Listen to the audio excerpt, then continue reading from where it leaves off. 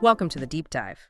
Today we're tackling something really fundamental. We're looking into how you can get some, well, pretty significant health and performance upgrades, but doing it with minimal time and effort.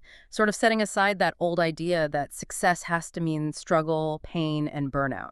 Exactly. That whole no pain, no gain philosophy, the grind. Yeah. It actually puts you in direct conflict with your own biology, doesn't it?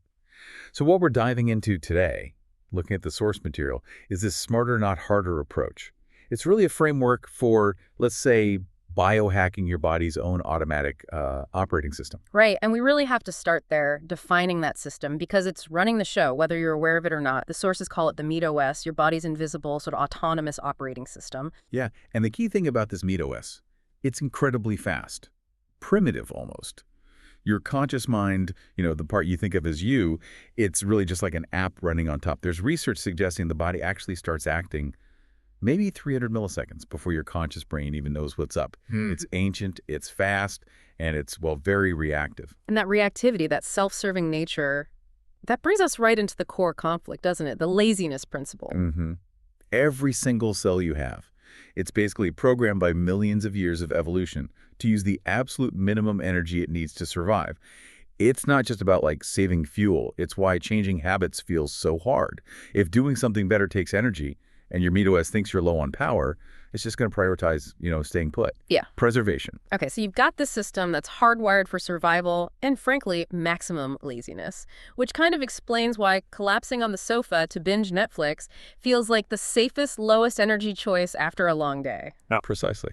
So if we actually want to push our baseline performance higher, if we want to become, better than normal, not just get back to some old normal, we can't just fight the system. We have to trick it. Okay, let's talk strategy then. If the grind-it-out approach just pits us against this laziness principle and that just leads to burnout, how do we actually outsmart it? We stop fighting it head on.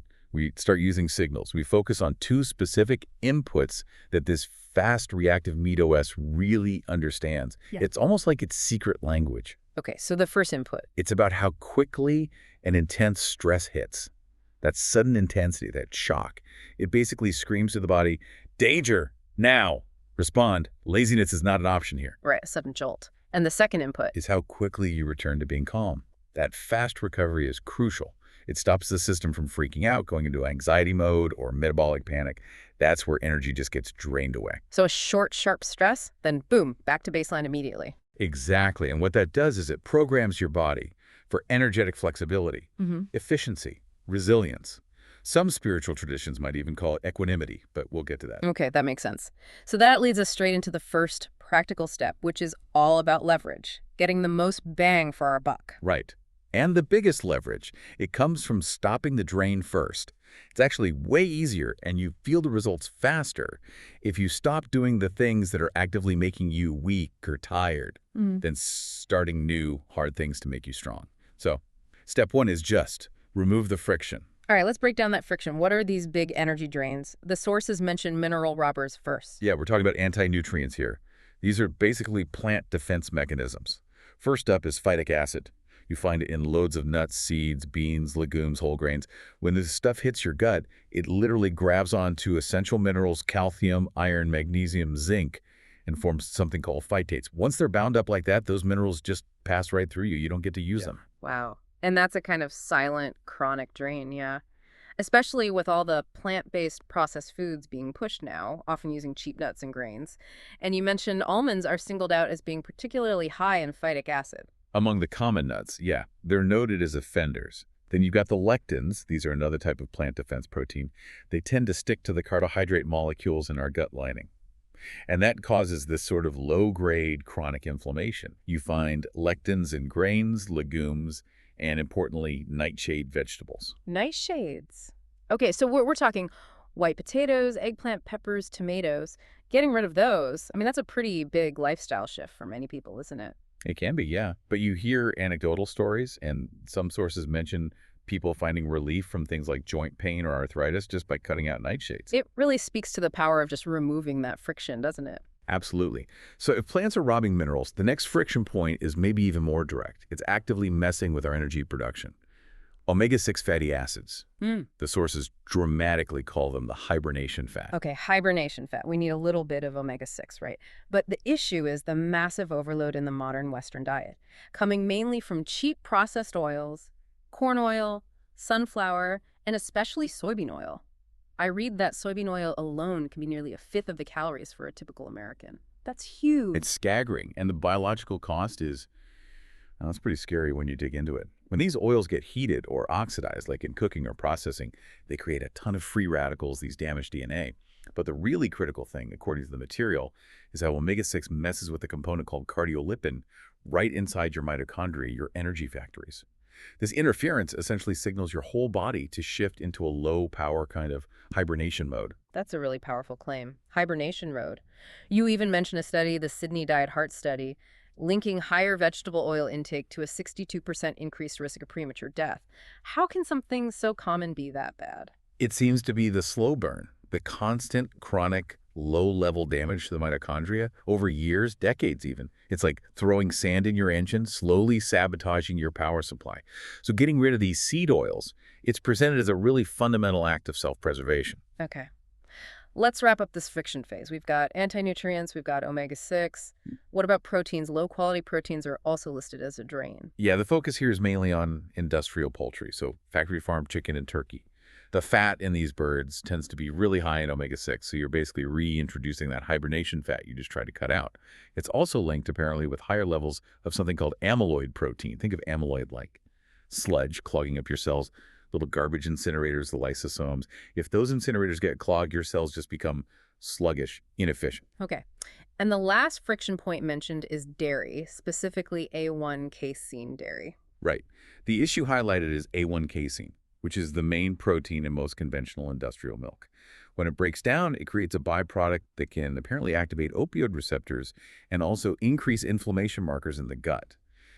This might actually be what's causing issues for people who think they're lactose intolerant. The recommendation from the sources is to look for organic, raw, grass-fed A2 milk instead, which has a different protein structure that doesn't cause the same problems. Right, so we've cleared out the friction, the anti-nutrients, the bad fats, the low-quality proteins. Now we move to step 2. Load up on raw materials. We need to fuel those mitochondria we just rescued, right? The fuel powerhouses. Exactly. Because when your mitochondria are humming along, making ATP, that's the energy currency molecule, you feel sharp, you feel energized. When they start declining, or they're inefficient, the MeatOS senses that energy dip, and that's when you feel foggy, tired, anxious even. So what are the critical raw materials?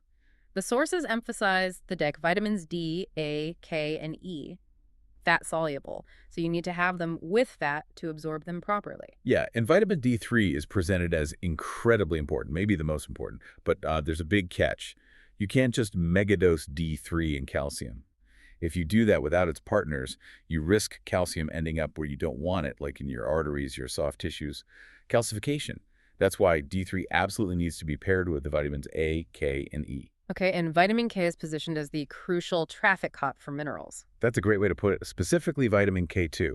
It's the one that makes sure the calcium vitamin D helps you absorb actually gets into your bones and teeth and stays out of your arteries, out of your kidneys.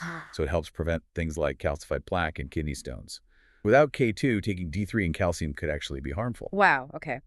Beyond the DIC vitamins, minerals are called out as biochemical superstars. They act as cofactors for enzymes, helping generate energy. Exactly. And magnesium is like the major player here. It's involved in over 300 different enzymatic reactions in the body.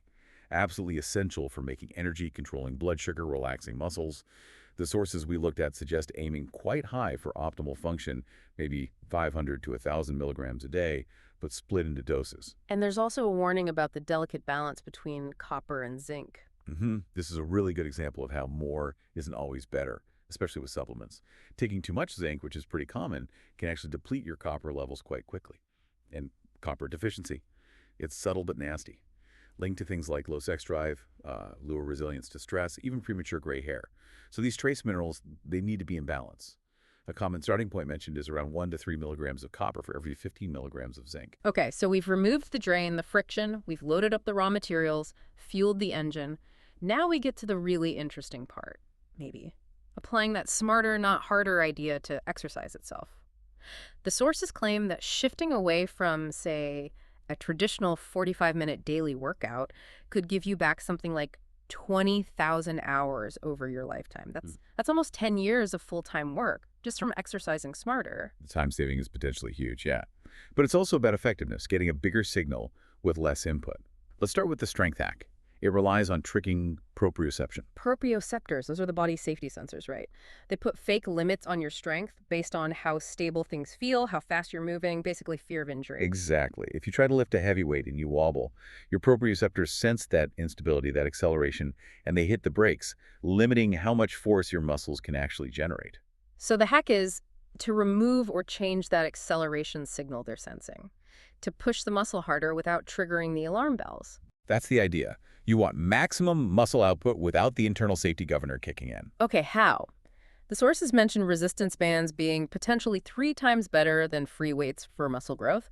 That sounds almost too good to be true. Why isn't everyone doing that? Well, tradition dies hard, Yeah. right? But the logic presented is that bands fight elasticity, not gravity directly. This removes a lot of that unstable acceleration that triggers the proprioceptors. Even more advanced, apparently, are these AI-controlled machines that constantly adjust the resistance force. They keep you at your maximum output through the whole movement, sending a really potent signal to the MeatOS without letting that safety brake engage. So just to clarify, we're essentially finding ways to bypass the body's own self-imposed speed limit, tricking the safety system so we can actually use more of our real strength potential. That's a good way to think about it, yeah. And the key technique tip that comes up is focusing really hard on the eccentric phase, the lowering part of the lift. Doing that slowly, like for at least 10 seconds, seems to achieve really rapid muscle exhaustion. That specific, slow negative signal is apparently what drives fast growth. Okay, fascinating. Now, what about cardio? Traditional long, slow cardio is often labeled inefficient because it teaches the heart to pump smaller amounts of blood, just faster. We want efficiency here too. Absolutely. And the hack here is rehit reduced exertion high-intensity training. This is the ultimate time saver. We're talking potentially just 2 all-out maximal effort sprints, maybe 20 seconds each, usually done within a total session time of like 10 minutes, including warm-up and cool-down. 10 minutes total with only 40 seconds of hard work. How does that even work? The mechanism described is pretty brilliant, actually. That super short, intense burst causes rapid depletion of glycogen, the stored sugar in your muscles. That sudden depletion acts as a critical signal. It triggers the release of molecules, things like AMPK and PGC1, which basically tell your cells, whoa, energy crisis, we need to build more power plants, so they build more mitochondria. So you're stimulating mitochondrial growth, getting fitter in a tiny fraction of the time. Exactly. And critically, because rehab is over so incredibly fast, your brain doesn't really have time to build up that negative feeling, that dread associated with long, hard exercise. The feeling that makes so many people quit. That makes a lot of sense. Okay, so pulling it all together, we've biohacked the system, we've removed friction, loaded up the raw materials, applied these short, smart, targeted stress signals for strength and cardio. What's the big picture payoff? The goal is always continuous improvement. Right. You evaluate how things are working for you, you personalize it, you repeat the cycle. You're aiming to improve across 5 core areas: strength, cardiovascular fitness, brain function, stress and recovery, and underlying all of that is energy and metabolism. The sources are pretty clear that energy metabolism piece is fundamental. Right. If you optimize that, the other 4 areas tend to improve almost automatically. And that improvement, that optimization, leads us to the final thought you mentioned earlier, something provocative, the ultimate outcome of having a well-regulated MeatOS. Yeah. If you actually achieve what you might call energetic sufficiency, if your body isn't constantly running on fumes, reacting out of fear or depletion, then the highest level of this whole hacking process becomes possible. And that's moving towards a state the sources call equanimity. We touched on that word earlier, maybe linking it to resilience, but it sounds like it's much deeper than just bouncing back. Much deeper.